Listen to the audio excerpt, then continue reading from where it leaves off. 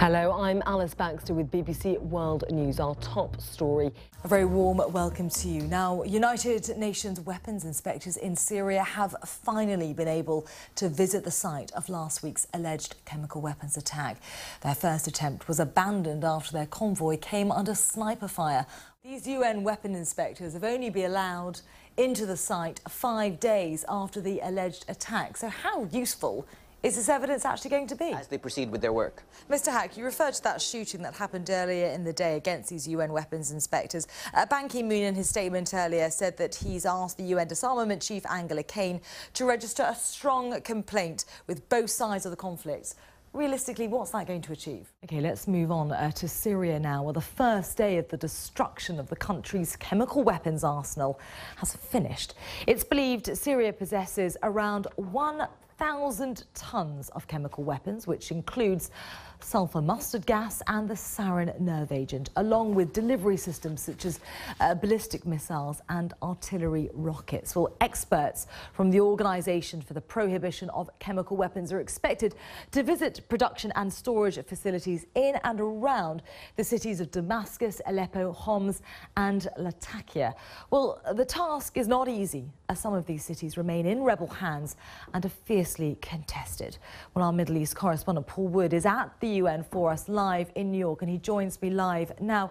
Paul, how exactly does one go about destroying these incredibly dangerous chemical gases? Pitch and show what they might be missing. Yeah, I think it's going to be splashed all across the front and the back pages of newspapers all across the States and probably all across the world, isn't it, Dan? A huge story. Dan Pallett there, many thanks. OK, well, let's stay with doping controversies in sports, because Germany's Olympic Sports Union has demanded the publication of a study which alleges that West Germany engaged in systematic doping of athletes in the 1970s. The female appearance goes to the very heart of Afghan culture. Dawud Azami, Mariam Omar, many thanks for talking to us about this. I, for one, would be horrified if I was told that I couldn't wear makeup to work any longer.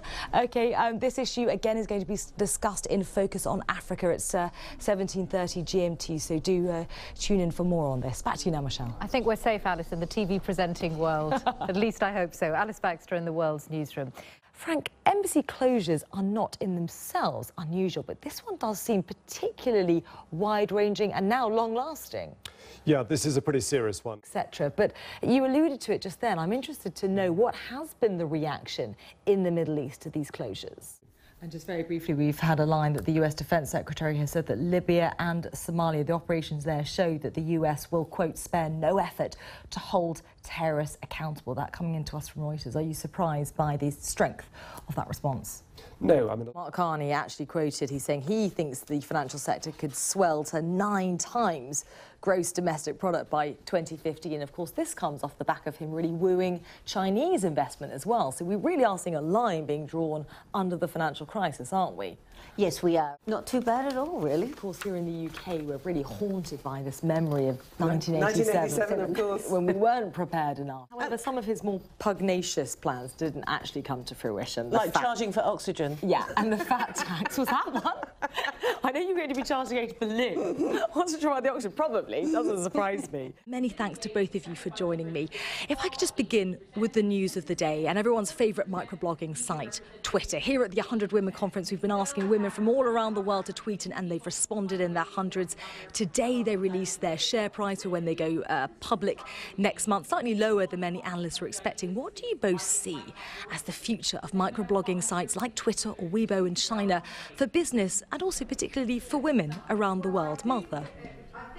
I think, judging by the number of tweets going on in this auditorium and the frenzy of screens, Twitter's share price is likely to rocket. And there's going to be a lot of parents and grandparents out there watching today, wondering what can they do to better educate their children as to how to handle their money from an early age. We live in an age of debit and credit cards, so a lot of children out there will grow up never actually seeing physical cash change hands.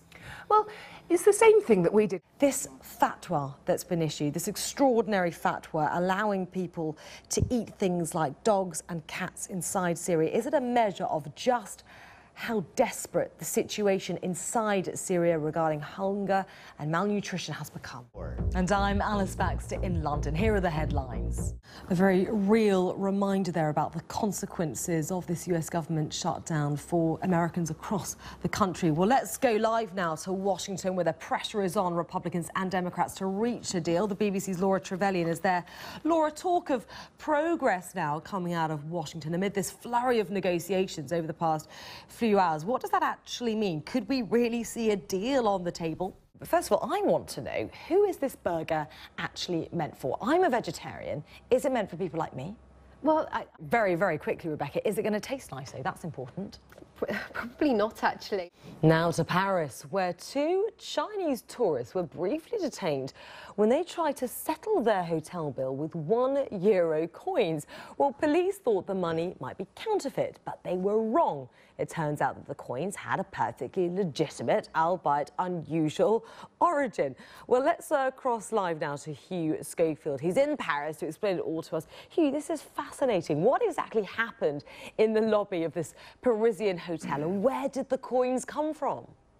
And James, we're just 2 months on from these protests that we saw happening in Ankara and Gezi Park, etc. Many people across Turkey viewing this as an important step in terms of reining in the control of the military. Others see this as an Islamic-rooted government suppressing its opponents. What do you think is going to be the reaction? Well, I think we've clearly seen the reaction earlier to deal with the fires. OK, Michael, many thanks for joining us live on the line there, and here's hoping that you and everyone else in California stays safe throughout this fire. Many thanks. Now, how do you turn around a failing city? That's a question that must be on the minds of many in Detroit at the moment, following the city government's application for bankruptcy. Somewhat unsurprisingly, though, maybe the answer lies in one of the world's most notorious cities for violence and killings, South Africa's Johannesburg. Well, Andrew Harding reports from there now for the BBC's. Here's his take on why the city's fortunes are turning. We can now go live to the BBC's Jihan Gol, who's in Istanbul for us. Jihan, a long, momentous day for Turkey. Some severe sentences handed down, including, as we were just hearing, life for the army chief. Were these sorts of sentences expected? The US State Department is taking very seriously.